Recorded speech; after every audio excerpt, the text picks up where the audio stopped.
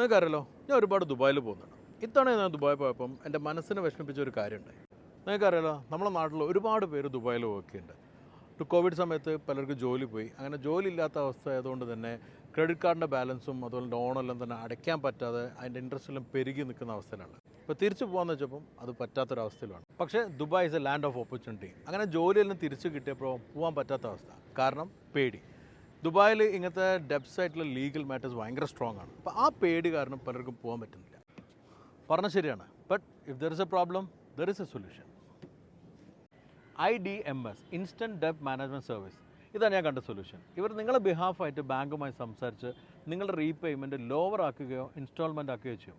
ഈ കൂട്ടർക്ക് മാത്രമല്ല, ദുബായിൽ നിന്ന് താമസിക്കുന്നവരിലും ഡെപ്റ്റും കാര്യങ്ങളായിട്ട് ബുദ്ധിമുട്ടുന്ന ആളുകളുണ്ട്.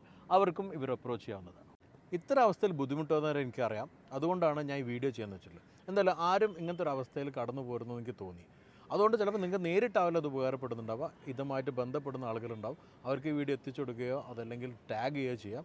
ഇതിൻ്റെ കോൺടാക്ട് ചെയ്യേണ്ട ഡീറ്റെയിൽസ് നമ്പറായിട്ടും വെബ്സൈറ്റായിട്ടും എല്ലാം തന്നെ ഡിസ്ക്രിപ്ഷനിൽ കൊടുക്കുന്നുണ്ട്. So check it out and hope it helps.